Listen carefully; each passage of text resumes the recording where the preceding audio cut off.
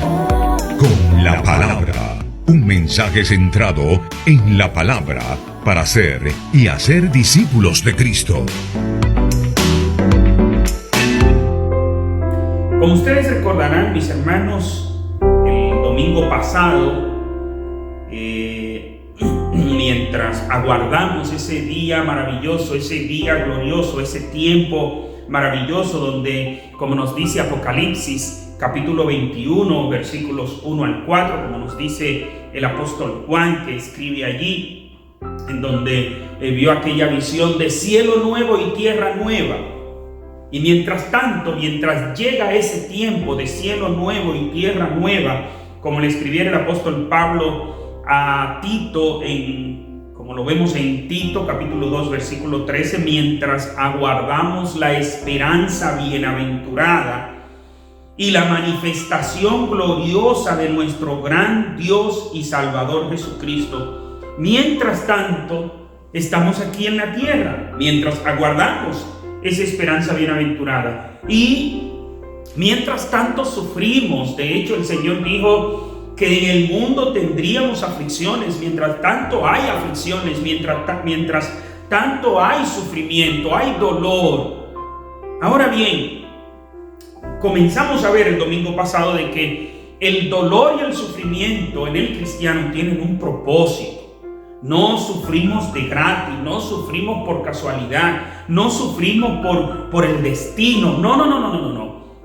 El sufrimiento en el cristiano es un sufrimiento productivo, es un sufrimiento que produce, que da resultados, que da beneficios. Y ustedes recordarán que hablábamos también de que si el ser humano pudiera eliminar el dolor y el sufrimiento, aunque sin eliminar el pecado, de hecho, agrandando más el pecado. Y los que vieron el mensaje el domingo pasado, los que estuvieron con nosotros el domingo pasado, recordarán aquella historia de la pareja que le están sugiriendo que dejaran morir a su hijo con síndrome de Down para que ellos no tuvieran que sufrir ese proceso, el desarrollar una vida y las limitaciones que lleva una vida con un hijo con síndrome de Down. ¿Por qué? Porque el ser humano lo que quiere es eliminar el dolor y el sufrimiento, no el pecado. Al contrario, a veces es con un método mucho más pecaminoso, como era lo que le estaban proponiendo a aquella pareja. Pero Dios, el tratamiento que ha dado es que ha eliminado el pecado ahora en sus hijos a través del sacrificio de Cristo. También ha eliminado el dolor, pero todavía esto no se ha manifestado plenamente. Por eso es que el apóstol Pablo le escribe a Tito y le dice: mientras aguardamos la esperanza bienaventurada, esa esperanza maravillosa, cuando se manifieste nuestro Salvador, nuestro Señor Jesucristo, allí entonces se irá no solo el pecado, se irá también el dolor y el sufrimiento. Porque, como decíamos, el ser humano no percibe nada positivo en el dolor, nada bueno. El dolor es considerado como un visitante indeseado. Nadie desea el dolor, nadie desea el sufrimiento. Y hablábamos de 7 propósitos que podemos ver en el sufrimiento. 7 propósitos productivos del sufrimiento. No porque sean los únicos que hay. Hemos enumerado estos 7, no porque sean los únicos que hay, sino con el propósito de delimitar, con el propósito de establecer una referencia por asunto de tiempo. Pero sabemos que hay más propósitos en el sufrimiento. Ustedes recordarán que hablábamos de la cita que hace el doctor Tim Keller de un escrito del Papa Gregorio Magno, y quiero leer nuevamente esta cita tomada del libro Caminando por Dios a través del dolor y el sufrimiento, en la página 52 del doctor Timothy Keller. Y dice así la cita del Papa Gregorio Magno. Claro, el doctor Keller hace una mezcla entre lo que dice Gregorio y lo que establece él. Y dice de la siguiente manera: en Moralia, Gregorio muestra que los amigos de Job insistieron en que su gran sufrimiento tenía que ser el castigo de alguna perversidad de igual magnitud. Y aquí vemos un tipo de sufrimiento. Pero no pudieron percibir que en el mundo hay diferentes tipos de sufrimiento y que todos son útiles para una serie de propósitos divinos. Hay sufrimientos que sirven para disciplinar y corregir a alguien cuyos patrones de vida son pecaminosos, como es el caso de Jonás, quien casi muere por la tormenta. Hay otros sufrimientos que sirven no para corregir errores del pasado, sino para prevenir errores en el futuro, como es el caso de José, quien fue vendido como esclavo. Y luego está el sufrimiento que no tiene otro propósito que el de conducir a una persona a amar a Dios con más fervor y así descubrir la paz y la libertad suprema. El sufrimiento de Job, según Gregorio, pertenece a esta última categoría. Fin de la cita. En esta cita del doctor Tim Keller, que a su vez cita en dos de estos sufrimientos al Papa Gregorio Magno, en el primero vemos que hay un castigo por alguna perversidad que se ha cometido de igual magnitud, y este le puede llegar a cristianos y no cristianos. De hecho, expresábamos que a todo el mundo le va a llegar el castigo por la perversidad cometida, aunque no sea en tiempo presente, pero sí le llegará. Recordarán ustedes el juicio del gran trono blanco que nos habla el Señor en el libro de Apocalipsis. Este propósito del sufrimiento es el más conocido, el más común. De hecho, el mismo Job creía esto, de que él estaba sufriendo por eso. Y los amigos de Job también. Ustedes recordarán aquella cita que leíamos de Elifaz, cuando le dice a Job, y cito aquí en Job capítulo 4, versículos 7 y 8, que dice, y voy a leer de la Nueva Traducción Viviente: detente a pensar, ¿mueren los inocentes? ¿Cuándo han sido destruidos los justos? La experiencia me dice que los que siembran problemas y cultivan el mal, eso cosecharán. Eso es lo que le responde Elifaz, el amigo de Job, a Job. ¿De que mueren los inocentes? Bueno, todos sabemos que sí, eso sucede. Dice, ¿cuándo han sufrido los justos? Bueno, eso sí, también sucede. Y como les decía, el mismo Job entendía y creía esto que decía Elifaz. ¿Por qué? Porque el mismo Job dice que él está sufriendo de manera injusta, que él es inocente. Y aunque es inocente, Dios lo está castigando y por eso está culpando a Dios. Lo vamos a ver más adelantito, porque esto fue donde nos quedamos el domingo pasado. Y veíamos, de hecho, las correcciones que hacía Jesús a este tipo de creencias. El segundo tipo de sufrimiento, como lo veíamos el domingo pasado, es el de cuando se sufre por errores cometidos, pero con el propósito de ser no castigado, sino de ser corregido, de ser disciplinado, es la palabra que buscaba. Es el caso de Jonás. En el caso de Jonás, como lo vemos en Jonás capítulo 1, Dios lo envía a Nínive, pero Jonás coge dirección hacia Tarsis, y veíamos cómo sufrió Jonás, pero no solo él, los que iban en la embarcación con él también sufrieron. Y era interesante que mientras él dormía plácidamente, los demás que eran inocentes a lo que estaba sucediendo allí, sufrieron. Y la gran diferencia, estos dos sufrimientos son muy parecidos. El primero que mencioné de cuando una persona sufre por algo malo que hizo, es castigado por algo malo que hizo.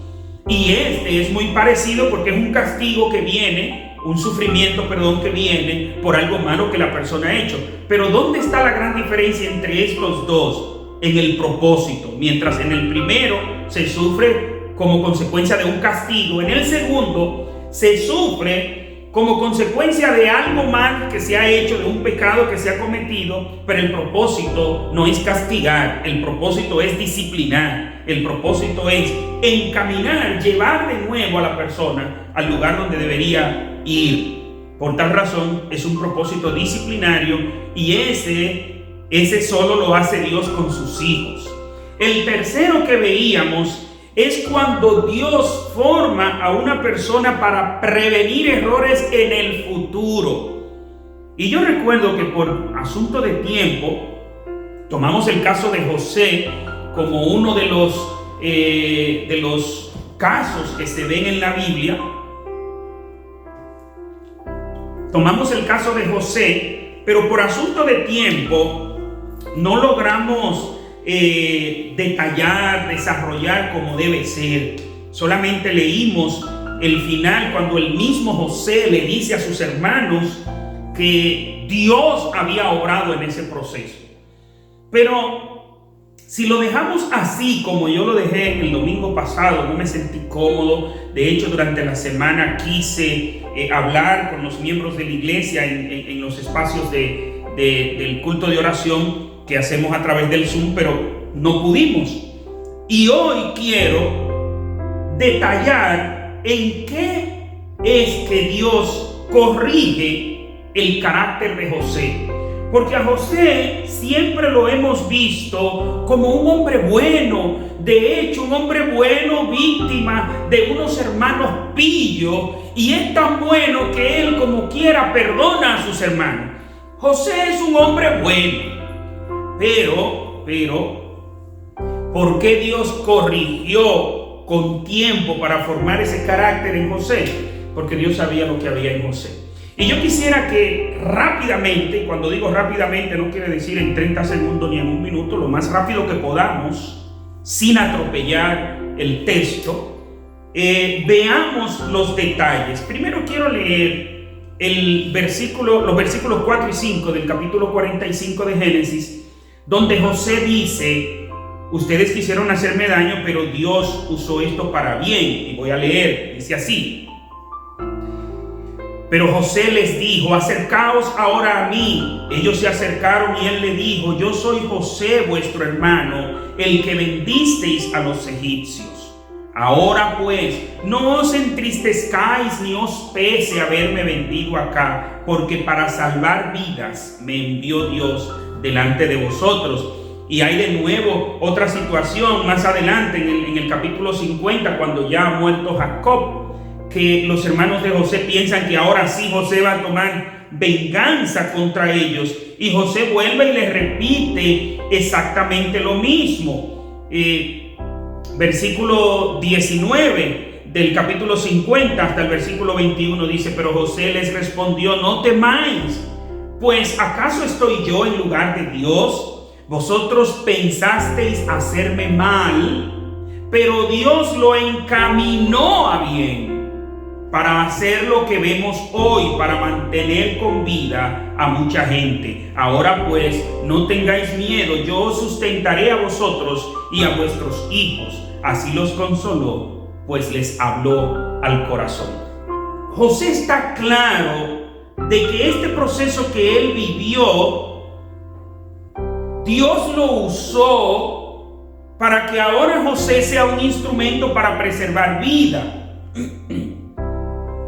Pero ¿cómo es que José llegó a entender esto? De que a través de este proceso Dios formó el carácter de José. Como les decía, todos vemos a José como un chico bueno, como un muchacho bueno, como un hombre bueno, un siervo de Dios, un instrumento de Dios, perdonador. Oye, muy bueno. Pero es importante, mis hermanos, que nosotros analicemos lo que nos enseña la Biblia quizás no lo veamos de manera explícita, pero sí de manera tácita, cuando nosotros analizamos en primer lugar el contexto de José. José es el producto de una familia engañadora, y yo diría de una cultura de engaño. En primer lugar, tomemos como referencia la referencia más cercana, su papá. El papá de José, que es Jacob, el propio nombre Jacob significa suplantador o engañador. Y por ejemplo, vemos en Génesis capítulo 27 cómo Jacob se confabula con la mamá de él, Rebeca, para engañar al papá de él y recibir la bendición que como a primogénito le tocaba a su hermano mayor. Hay muchos detalles y mucho ruido con ese tema, pero no es lo que quiero enfocarme. Lo importante es que engañó. Eso es lo que quiero hacer resaltar. Jacob se confabuló con su mamá para engañar a su papá. Rebeca, la mamá de Jacob y por tal la abuela de José, es la autora intelectual de un engaño. Y cuando el hijo le dice, no, y si de momento papá me descubre y en vez de bendecirme me maldice, dice ella, que la maldición caiga sobre mí. Eso lo vemos en Génesis capítulo 27. Sigamos analizando el contexto de Jacob. ¿De dónde sale Jacob? De un hogar de engañadores, que lo vamos a ver no solo por la mamá, vamos a estar analizando la mamá ahora. ¿Por qué? Porque la familia de la mamá es donde cae Jacob. Jacob es enviado donde Labán, el tío de Jacob, hermano de Rebeca. Y precisamente, ¿qué hace Labán? Labán engañó a Jacob en varias ocasiones. En primer lugar, cuando él trabaja por Raquel, 7 años trabaja por Raquel, le es dada Lea. Y vamos a leer rápidamente, Génesis 29, 15 en adelante. Entonces dijo Labán a Jacob, ¿por ser tú mi hermano me vas a servir de balde? Dime cuál ha de ser tu salario. Labán tenía 2 hijas, el nombre de la mayor era Lea y el nombre de la menor Raquel. Los ojos de Lea eran delicados, pero Raquel era de lindo semblante y hermoso parecer. Jacob amó a Raquel y dijo, yo te serviré 7 años por Raquel, tu hija menor.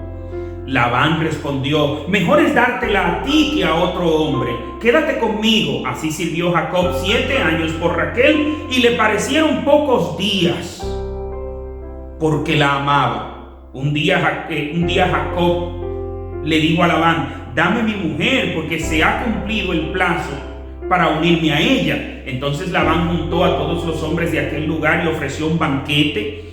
Pero sucedió que al llegar la noche tomó a su hija Lea y se la trajo a Jacob, y Jacob se llegó a ella. Labán dio además su sierva Zilpa a su hija Lea por criada. Cuando llegó la mañana, Jacob vio que era Lea y dijo a Labán, ¿qué es esto que me has hecho? ¿No te he servido por Raquel? ¿Por qué me has engañado? Labán respondió, no es costumbre en nuestro lugar que se dé la menor antes que la mayor. Pero qué interesante, falla saber cuándo fue que se lo dijo, porque debió decírselo al principio. Cumple la semana de esta y se te dará también la otra, por el servicio que me preste otros 7 años. Así lo hizo Jacob, cumplió aquella semana y él le dio a su hija Raquel por mujer. Primer engaño. Pero luego, cuando Jacob cumple los 14 años y ahora se le va a poner un sueldo, fíjense capítulo 30, versículo 25 en adelante. Cuando Raquel dio a luz a José, Jacob dijo a Labán, déjame ir a mi lugar, a mi tierra, dame a mis mujeres por las cuales te he servido y a mis hijos, y déjame ir, pues tú sabes los servicios que te he prestado. Labán le respondió, halle yo ahora gracia en tus ojos y quédate. he experimentado que Jehová me ha bendecido por tu causa. Y añadió: señálame tu salario y yo te lo pagaré. Jacob respondió: tú sabes cómo te he servido y cómo ha estado tu ganado conmigo, porque poco tenías antes de mi venida y ha crecido en gran número. Jehová te ha bendecido con mi llegada, y ahora, ¿cuándo trabajaré también para mi propia casa? Labán le preguntó entonces: ¿qué te daré? Y respondió Jacob: no me des nada. Si haces esto por mí, volveré a apacentar tus ovejas. Hoy pasaré por entre tu rebaño y apartaré todas las ovejas manchadas y salpicadas de color, y todas las ovejas de color oscuro, y las manchadas y salpicadas de color entre las cabras. Eso será mi salario y la garantía de mi honradez el día de mañana, cuando vengas a ver lo que he ganado. Todo lo que no sea pintado ni manchada en las cabras y de color oscuro entre las ovejas, se me habrá de tener por robada. Dijo entonces Labán: bien, sea como tú dices. Versículo 35, miren qué interesante. Pero Labán apartó aquel mismo día los machos cabríos manchados y rayados, todas las cabras manchadas y salpicadas de color, tanto aquella que tenía en sí algo de blanco, y todas las de color oscuro entre las ovejas, y las puso en manos de sus hijos. Y puso 3 días de camino entre él y Jacob, mientras Jacob apacentaba las ovejas de Labán. Entra en el contrato, y después que hacen el contrato, ese mismo día, antes de que Jacob vaya a elegir las ovejas, Labán depura y lo engaña. De nuevo, cuando Jacob decide irse, aquí no voy a poder leer porque es que hay demasiados pasajes bíblicos para leer. En el capítulo 31 habla de cómo de nuevo Jacob le reclama a Labán por las veces que lo engañó. Y dice versículo 41 del capítulo 31, estos dos versículos sí lo voy a leer, el 41 y el 42. Así he estado 20 años en tu casa, 14 años te serví por tus 2 hijas y 6 años por tu ganado, y has cambiado mi salario 10 veces. 10 veces. El tío le cambia el salario al sobrino. El sobrino que está casado con sus 2 hijas. Es decir, todo lo que tiene Jacob, que luego el mismo Labán le reclama y le dice: las mujeres tuyas son mis hijas, los hijos tuyos son mis nietos, todo lo que tú tienes es mío. Y con todo y eso le cambió el salario 10 veces porque lo quería engañar. ¿Y qué le dice Jacob? Versículo 42: si el Dios de mi padre, Dios de Abraham y terror de Isaac, no estuviera conmigo, de cierto me enviarías ahora con las manos vacías. Pero Dios ha visto mi aflicción y el trabajo de mis manos, y anoche te reprendió. Pero, ¿y qué sucede? Raquel, la esposa de Jacob y la mamá de José, otra engañadora. Versículo 30 del capítulo 31. Y ya que te ibas, pues añorabas la casa de tu padre, le está diciendo Labán a Jacob: ¿por qué hurtaste mis dioses? Respondió Jacob a Labán: porque tuve miedo, pues pensé que quizá me quitarías por fuerza tus hijas. Aquel en cuyo poder halles tus dioses, que no viva. Reconoce delante de nuestros hermanos lo que ya tengo tuyo y llévatelo. Ciertamente Jacob no sabía que Raquel los había hurtado, se los robó. Y ahora vea cómo engaña al papá. Versículo 33. Entró Labán en la tienda de Jacob, en la tienda de Lea y en la tienda de las 2 siervas, y no los halló. Salió de la tienda de Lea y entró en la tienda de Raquel. Pero Raquel tomó los ídolos y los puso en la montura de un camello y se sentó sobre ellos. Labán buscó por toda la tienda y no los encontró. Entonces ella dijo a su padre: no se enoje mi señor, si no me puedo levantar delante de ti, pues estoy con el período de las mujeres. Cuando Labán siguió buscando sin hallar, como Labán siguió buscando sin hallar los ídolos, Jacob se enojó y riñó con Labán diciéndole: ¿qué falta cometí? ¿Cuál es mi pecado para que con tanto ardor hayas venido en mi presencia? Mis hermanos, evidentemente podemos apreciar que la familia de Rebeca es una familia de engañadores. Rebeca engaña al marido para que bendiga a su hijo menor cuando el marido quería bendecir al mayor. Jacob es enviado donde Labán, un engañador. Rebeca, la mamá de José, otro engañador. Señores, otra engañadora. ¿De dónde aprendieron tanto engaño? Evidentemente es una familia de engañadores.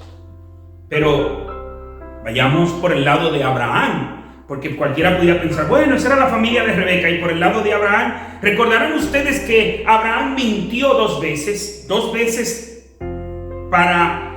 él pensaba para salvar su vida, él quería justificarlo de esa manera.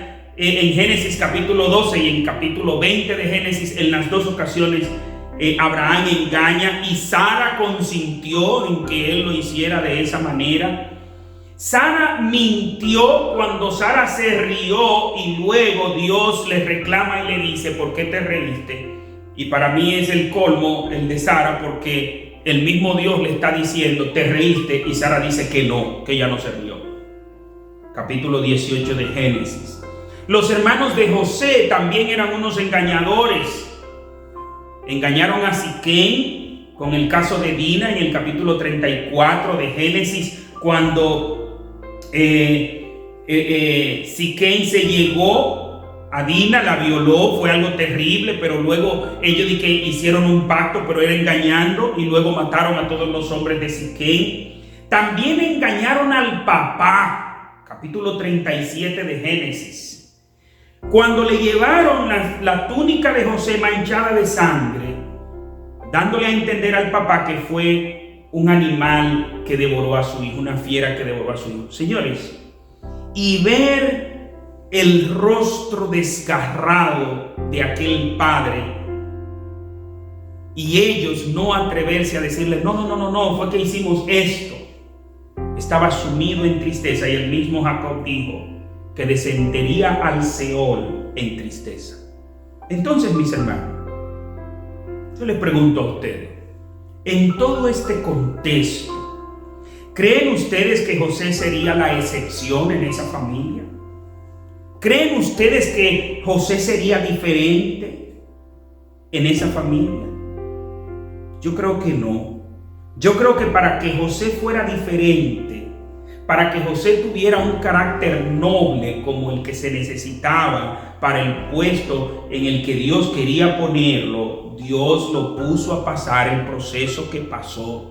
Y no solo José aprendió, también sus hermanos aprendieron, y también su papá aprendió. Y no solo ellos en ese momento aprendieron, sino que hasta nosotros hoy en día estamos aprendiendo de que hay procesos dolorosos, que hay procesos de sufrimientos que Dios los permite en nuestras vidas para formar el carácter que se necesita para Él llevarnos a una posición, sea en la iglesia, sea en la sociedad, sea donde sea, y que no nos corrompamos, porque ustedes han de saber aquel refrán que dice que el poder corrompe.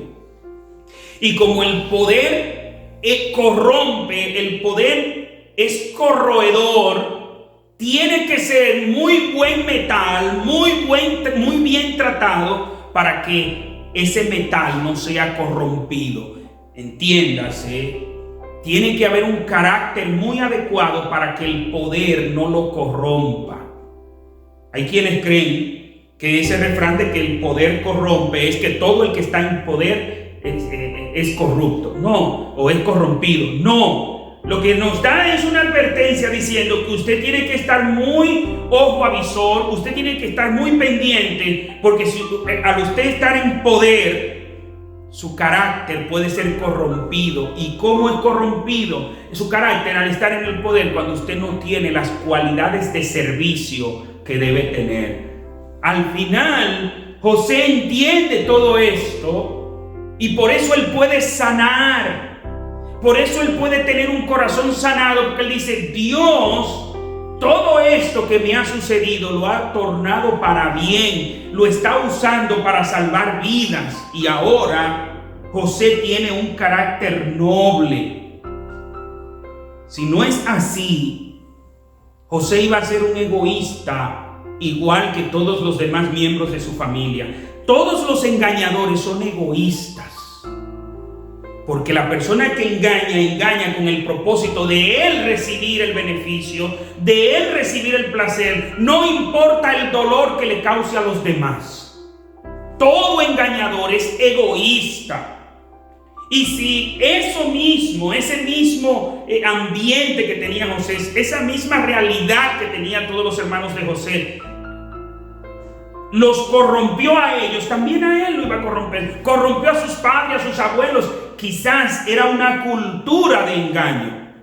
Y no sé en qué parte de República Dominicana fue que se criaron los familiares de José, Jacob, toda esa gente. Es una cultura de engaño. Entonces esa cultura de engaño crea familias que engañan. Esas familias que engañan desarrollan seres humanos, desarrollan individuos, desarrollan ciudadanos que engañan. Ese era el perfil de José, mis hermanos. Sin embargo, vemos un hombre transformado. ¿Por qué? Porque era necesario formar el carácter de José a través de esos procesos. Es como cuando se pule la madera. Para que una madera sea usada en un mueble elegante, en una figura elegante, tiene que ser pulida, tiene que quitársele todas aquellas asperezas. Es como el caso del barro. Mientras más fuerte necesitamos que sea el barro, la vasija de barro, más fuego hay que darle. El barro se cuece a 500 grados Celsius, que son unos 932 grados Fahrenheit.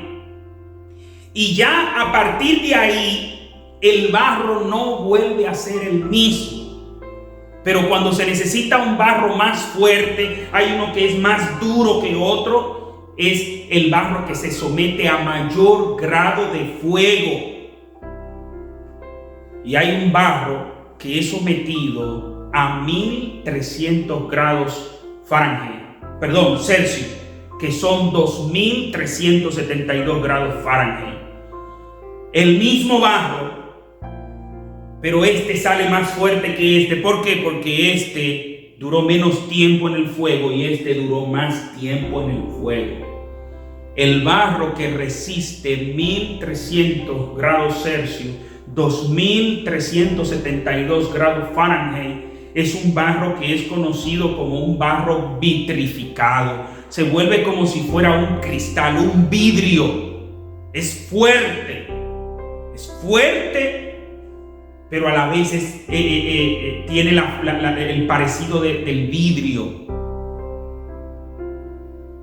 Y nunca más el barro vuelve a ser igual después que sale del fuego. El barro, cuando está en la mina, es tierra, lodo, igual que cualquier otro. Pero después que el barro, después que la arcilla pasa por el fuego, es transformado y nunca más vuelve a ser el mismo. Nunca más usted puede, el barro que ya está cocido, desmijagarlo, pulverizarlo, echarle agua y hacer de nuevo arcilla. No, ya no, porque no vuelve a ser el mismo. Sus propiedades cambian. De esta misma manera, Dios usa el fuego de las pruebas para producir en nosotros, que somos vasijas de barro, un barro resistente, un barro fuerte, una arcilla fuerte. ¿Para qué? Para ser usada en aquellas cosas, en aquellos propósitos, en aquellas posiciones donde Dios quiere usarnos. Mis hermanos, hemos visto algunas vasijas de arcilla que son hermosas, elegantes, y hay otras vasijitas que son rústicas y sencillas. Cualquiera de las dos no es el mismo barro, que cuando se le echa agua se derrite y no es más que tierra. Pero no es la misma elegancia de ese barro que soporta altas temperaturas, un alto fuego, a ese barro que solo es cocido en bajas temperaturas. No es lo mismo 1300 grados Celsius que 500 grados Celsius. Hay personas que pasan por un proceso de pruebas fuerte, pero vemos cómo Dios transforma su carácter. Y por eso está el propósito de formar el carácter. El cuarto, y vemos la cita del Dr. Keller cuando cita al Papa Gregorio Magno, que dice, y luego está el sufrimiento que no tiene otro propósito que el de conducir a una persona a amar a Dios con más fervor. El propósito de este sufrimiento, el propósito de este dolor es que la persona ame a Dios con más fervor. Óigame, ¿y qué ejemplo tenemos? Tenemos el ejemplo de Job. Es un caso interesante el caso de Job. Nos dice en el capítulo 1, versículo 6 hasta el versículo 11 de la siguiente manera: un día acudieron a presentarse delante de Jehová los hijos de Dios, y entre ellos vino también Satanás. Dijo Jehová a Satanás: ¿de dónde vienes? Respondió Satanás a Jehová y dijo: de rodear la tierra y andar por ella. Jehová dijo a Satanás: ¿no te has fijado en mi siervo Job, que no hay otro como él en la tierra, varón perfecto y recto, temeroso de Dios y apartado del mal? Respondió Satanás a Jehová y dijo: ¿acaso teme Job a Dios de balde? ¿No le has rodeado de tu protección a él y a su casa y todo lo que tiene? El trabajo de sus manos has prosperado, y por eso sus bienes han aumentado sobre la tierra. Pero extiende ahora tu mano y toca lo que posee, y verás si no blasfema contra ti en tu propia presencia. ¿Cuál es la insinuación de Satanás? Que Job servía a Satanás por intereses. Ahora bien, en primer lugar, ¿acaso ese pensamiento de Satanás no es el sentimiento de la mayoría de las personas que se acercan a Dios, que buscan a Dios por el beneficio que le pueda reportar? Fíjense que buscar a Dios, que acercarse a Dios por el beneficio que esto me pueda reportar, es una teología satánica. Esa es la mentalidad de Satanás. Y por eso es que le dice: Job te sirve por lo que tú le das. Tú lo tienes protegido. Tú le has llenado de riquezas. Tú le has prosperado. Y por eso Job te sirve. Quítale lo que tiene y tú verás. Quítale lo que tú le has dado y tú verás que no te va a servir, que va a blasfemar contra ti, que te va a insultar en tu presencia, en tu propia cara. Señores, y vuelvo a repetir, son muchas las personas que se acercan a Dios buscando ser beneficiados por Dios.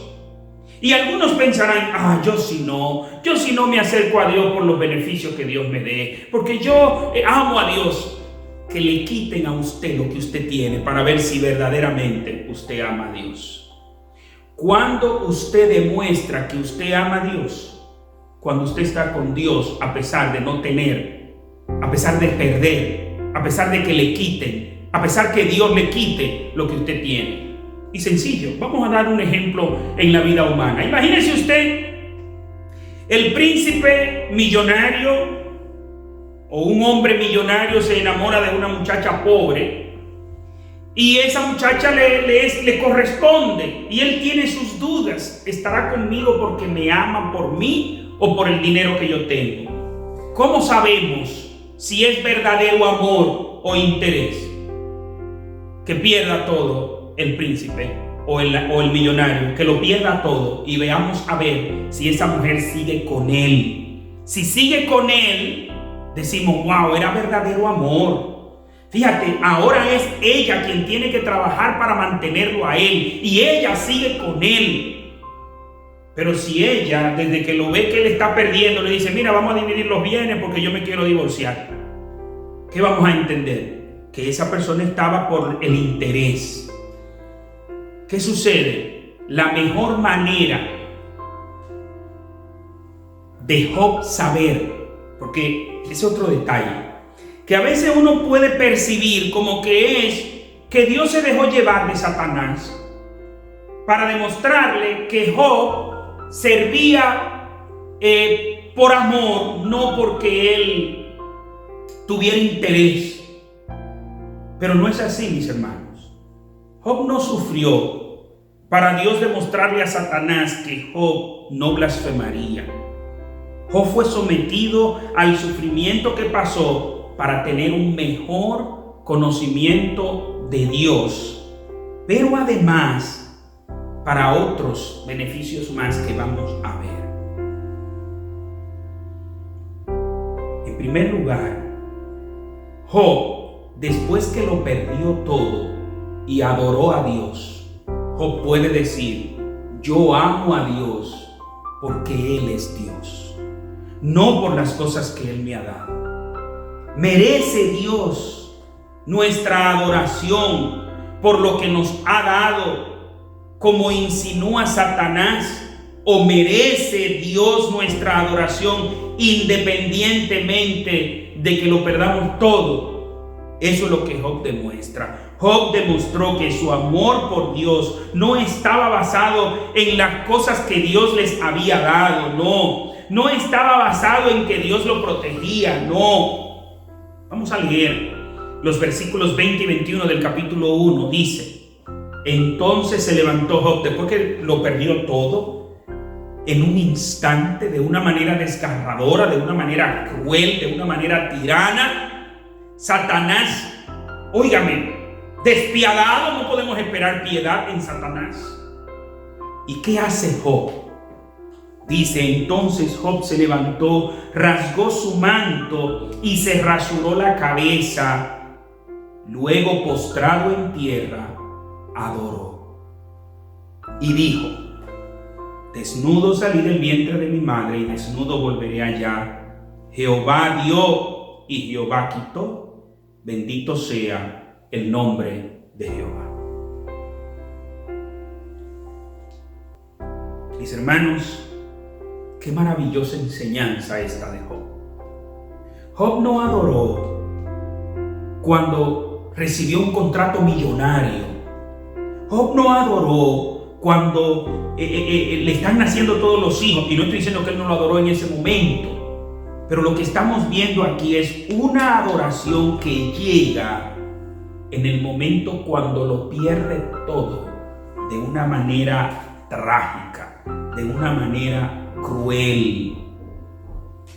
Antes de que pasara esto, Job no podía demostrarle a nadie de que él le era fiel a Dios en las buenas y en las malas, porque no había tenido malas.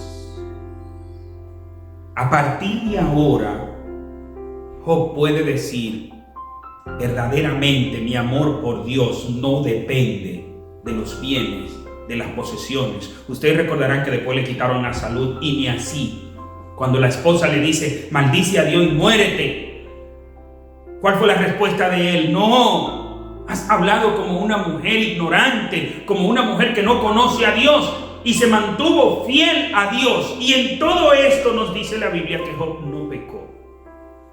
Sufrió de todas las maneras. Luego llegan los amigos que supuestamente vinieron a consolarle y se convierten en un látigo en su espalda. Una espalda llena de llagas. Y Job sigue fiel. Mis hermanos, Dios quiso que Job entrara en una relación más estrecha con él.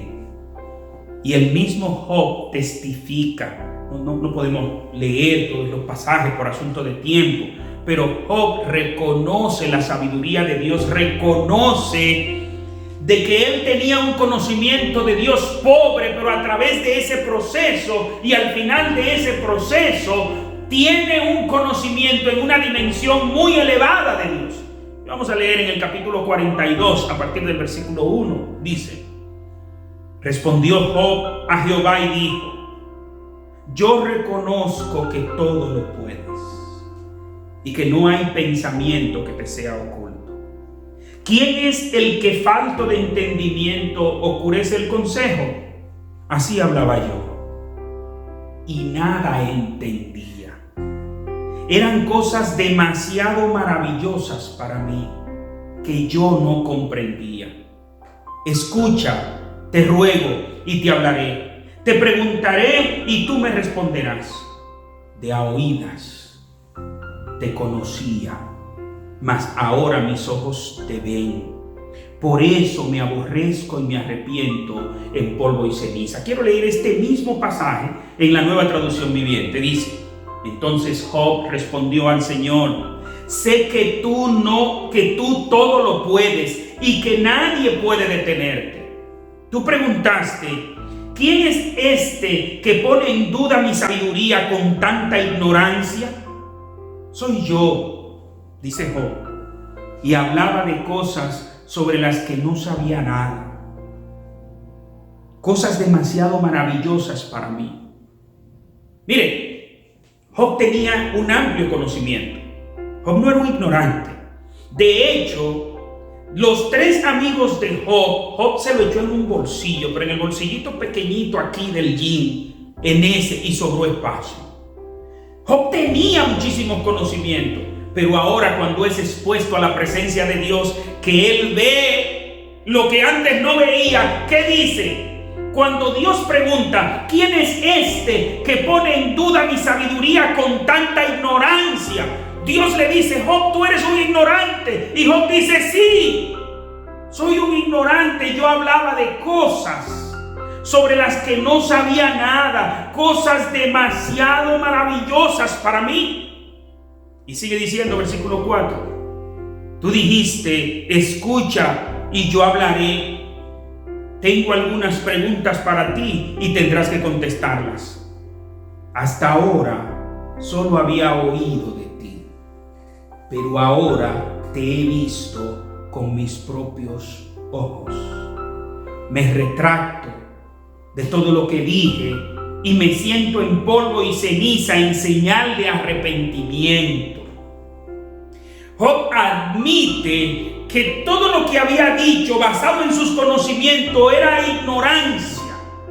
Pero ahora, ya antes yo había oído hablar de ti, antes había sido instruido, pero hoy mis ojos te ven. Hay una relación cercana, estrecha, profunda. Y cuando llega esta relación cercana, estrecha y profunda, después que Job pasa por este proceso de sufrimientos.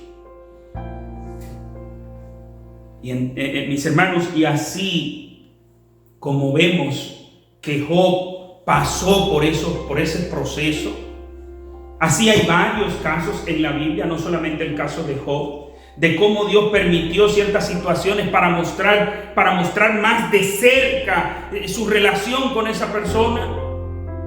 Así Job se convierte en un ejemplo, y este es otro de los beneficios del sufrimiento de Job. Se convierte en un ejemplo para todos los tiempos, para todos los cristianos de todos los tiempos. Job se convierte en un ejemplo no solamente para los cristianos, aún para los que no son cristianos, de cómo usted se mantiene fiel en la adoración a Dios a pesar de sufrir lo que sufra. Y tenemos muchísimas historias así, muchísimos casos así. Entonces, nosotros no sabemos, mis hermanos, si el dolor que nosotros estamos pasando es un dolor porque Dios quiere revelarse más profundamente en nuestras vidas, y es el proceso que Dios va a usar. Es el proceso que Dios está usando. En tu caso, puede ser eso. Hay otro propósito. El tiempo ha avanzado mucho, pero por favor tengamos un poquito de paciencia. y por lo menos vamos a ocupar, aunque sea 10 o 15 minutos, para hablar de otro propósito, para que veamos el quinto propósito. Los cuatro primeros, como les decía, citado por el doctor Keller. Estos otros tres que voy a citar, hoy uno, el domingo que viene, si el Señor lo permite, dos más, son apreciaciones personales. Y el quinto propósito en el sufrimiento, o uno de los propósitos, es que hay sufrimientos que Dios los permite en nuestras vidas, óigame bien, para preservarnos del pecado. Entiéndase, un sufrimiento que preserva del pecado es un sufrimiento que me trae santidad. Es un sufrimiento que no me deja pecar, y lo contrario del pecado es la santidad. Lo contrario de la santidad es el pecado. Es decir, hay un sufrimiento que es para preservar nuestra santidad, para preservarnos del pecado. Y quiero citar el caso del aguijón de Pablo. 2 Corintios capítulo 12, versículo 1 en adelante. Voy a ir leyendo y comentando brevemente porque no tenemos el tiempo. Pero es interesante lo que vemos allí relatado por el apóstol Pablo. 2 Corintios capítulo 12, desde el versículo 1 dice: ciertamente no me conviene gloriarme, pero me referiré a las visiones y a las revelaciones del Señor. Conozco a un hombre en Cristo que hace 14 años, si en el cuerpo no lo sé, si fuera del cuerpo no lo sé, Dios lo sabe, fue arrebatado hasta el tercer cielo. ¿De quién está hablando Pablo allí? De él. Y conozco a tal hombre, si en el cuerpo o fuera del cuerpo, no lo sé, Dios lo sabe, que fue arrebatado al paraíso. A Pablo lo llevaron y le mostraron el paraíso, donde oyó palabras inefables que no le es dado al hombre expresar. Pablo vio el paraíso, pero no solo vio el paraíso. Pablo escuchó palabras que no hay lenguaje humano para expresar las palabras que escuchó Pablo. Fue una revelación tan maravillosa que Pablo dice: no hay palabras con que describir lo que yo vi. Y él dice: de tal hombre me gloriaré, pero de mí mismo en nada me gloriaré, sino en mis debilidades. Sin embargo, si quisiera gloriarme, no sería insensato, porque diría la verdad, pero lo dejo, para que nadie piense de mí más de lo que en mí ve u oye de mí. Versículo 7. Y para que la grandeza de las revelaciones no me exaltara, me fue dado un aguijón en mi carne. La palabra aguijón o ponzoña, el aguijón lo conocemos por esos insectos o esos animales que pican. Y yo creo que nadie que use la palabra aguijón lo estaría usando con el propósito de algo que tenga que ver con placer, sino con algo que tiene que ver con dolor. Y dice que le fue dado este aguijón en mi carne, en su cuerpo. Lo que nos lleva a entender que era algo que afectaba a su cuerpo. Algunos eruditos piensan una enfermedad, algunos dicen una enfermedad de la vista. Alguien decía: donde quiera que Pablo estaba, habían dos cosas: pus y moscas, porque supuraba por los ojos. Dicen algunos eruditos, eso no lo dice la Biblia. Hay otros eruditos que creen que lo que a Pablo le daba era un ataque de epilepsia. Y sigue diciendo aquí en el versículo: un mensajero de Satanás que me abofetee. Oiga, un mensajero de Satanás que me abofetee. Por eso algunos pensaban que era un ataque de epilepsia, porque eso lo avergonzaba. ¿Y qué nos dice aquí? Para que no me enaltezca.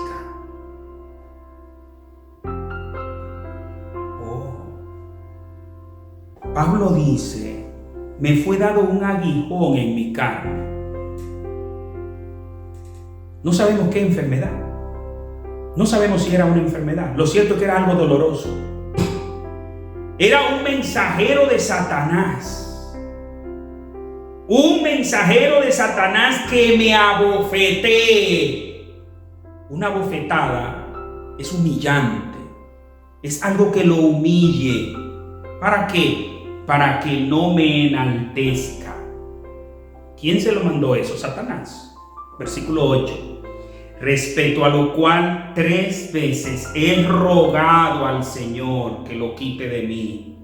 Y me ha dicho, bástate mi gracia, porque mi poder se perfecciona en la debilidad. Por tanto, de buena gana, me gloriaré más en mis debilidades, para que repose sobre mí el poder de Cristo. Por lo cual, por amor a Cristo, me gozo en las debilidades. Oiga, qué interesante. En insultos. ¿Cómo? En necesidades. ¿Oh, sí? En persecuciones. En angustias. Porque cuando soy débil, entonces soy fuerte. Aquí no podemos pasarle por alto a todo esto, mis hermanos. Porque todas estas cosas, las debilidades, insultos, necesidades, persecuciones y angustias, no nos traen placer. Eso nos hace sufrir. Eso es dolor y sufrimiento. ¿Y quién mandó todo esto? Dice que Dios se lo mandó. ¿Con qué propósito? ¿Usted cree que ese aguijón en Pablo era una idea de Satanás? Sí, era un mensajero de Satanás. Pero ¿quién mandaba a ese mensajero? Dios. ¿Saben por qué? Porque nunca Satanás va a hacer algo para que nosotros nos mantengamos humildes. Satanás va a tratar de hacer algo para que seamos altivos, orgullosos. ¿Por qué? Porque la Biblia dice que Dios mira de lejos al altivo. Dios no quiere nada con el orgulloso. De hecho, Satanás es el que incentiva el orgullo en el ser humano. Seréis como Dios. Eso fue lo que le dijo a Adán y a Eva, y es lo que le sigue diciendo a todo ser humano, y es lo que él ha querido ser. Ser como Dios. Entonces, todas estas cosas, el apóstol Pablo, versículo 10, vuelvo a decir, el apóstol Pablo dice, por amor a Cristo me gozo en las debilidades, en los insultos, en las necesidades, en las persecuciones, en las angustias. Mis hermanos, ¿y es que acaso Pablo era masoquista? ¿O es que ustedes los evangélicos son masoquistas? ¿Masoquistas? No. Pero no puedo seguir por el tema del tiempo. El próximo domingo continuaremos justo aquí, en este sufrimiento de Pablo, para que nosotros veamos, mis hermanos, que hay un sufrimiento en mi vida. Todos sufrimos. Y ya vemos 5 propósitos en el sufrimiento. ¿Cuál será el propósito por el cual tú estás en sufrimiento? De pronto ese sufrimiento, de pronto eso que te tiene sufriendo, eso que te tiene humillado, eso por lo cual tú estás orando para que Dios te quite, es precisamente lo que Dios envió para preservarte. Pastor, dolor, sufrimiento para preservarme. Y quiero terminar como decía el domingo pasado. Sí. Y usted se preguntará, ¿pero acaso Dios no tiene otro método? Usted recordará, mi hermano, mi hermana, que Dios es omnisapiente. No hay nada que Dios no se sepa. Es todopoderoso. No hay nada que Dios no pueda hacer. Pero también Dios me ama. Dios te ama. Dios es amor. Y lo ha demostrado. Pero también Dios es santo, santo, santo, perfectamente santo, plenamente santo. No hay nada de perversión en Él. Por tal razón, si un Dios que es todopoderoso, si un Dios que que es omnisapiente, un Dios que me ama y me lo ha demostrado, un Dios que es santo, no es perverso, me está mandando el dolor y el sufrimiento que estoy teniendo, es porque no hay otra vía para alcanzar lo que Dios quiere alcanzar en ti. ¿Qué Dios quiere alcanzar en ti? Son muchos los propósitos, pero fíjate que hemos visto varios. No como el mundo cree, que el que le llega sufrimiento y dolor es consecuencia de que se portó mal, y que si no se portó mal y le llegó ese sufrimiento y dolor, y que si me llegó un sufrimiento y un dolor que yo no me merezco, ya yo estoy encontrando que Dios es injusto. ¿Cuántas personas preguntan y dicen, pero ¿y por qué Dios se ha acogido conmigo? ¿Y por qué Dios me castiga de esta manera? Oye, pero Dios es injusto conmigo. Son muchas las personas que dicen eso, porque creen que siempre el dolor es consecuencia, el propósito de ese dolor es el castigo, pero no. De pronto, por ese dolor, por ese sufrimiento, es como ese muro de contención que te protege para que no te vayas al abismo. De pronto ese dolor y ese sufrimiento es lo que te está preservando para que no te vayas al infierno. ¿Por qué? Eso mismo le pasaba a Pablo. Fue tan alta la revelación que le dieron que para cuidarlo y que no se enalteciera, le fue dado el aguijón. Pero ¿siempre es necesario? No, siempre no es necesario, porque vemos que también el apóstol Juan tuvo esa revelación también, y no nos dice que el apóstol Juan le dieron ese aguijón, pero Pablo lo necesitaba. A veces hay hermanos que son usados por Dios de manera, en gran manera, y usted ve que no, pero hay otros que somos usados muy poquito, y ese poquito es acompañado de mucho dolor y sufrimiento. ¿Por qué? Porque nosotros necesitamos eso para ser preservados. Mis hermanos, no es que nos guste el sufrimiento, no es que nos gusta el dolor, es que sabemos que estamos en manos de un Dios amoroso, estamos en manos de un Dios todopoderoso, estamos en manos de un Dios sabio, pero a manera suprema, estamos en manos de un Dios santo. Por eso podemos gozarnos en medio del dolor, porque en medio del dolor sabemos que no estamos en las manos del dolor, estamos en las manos de Dios. Dios te bendiga.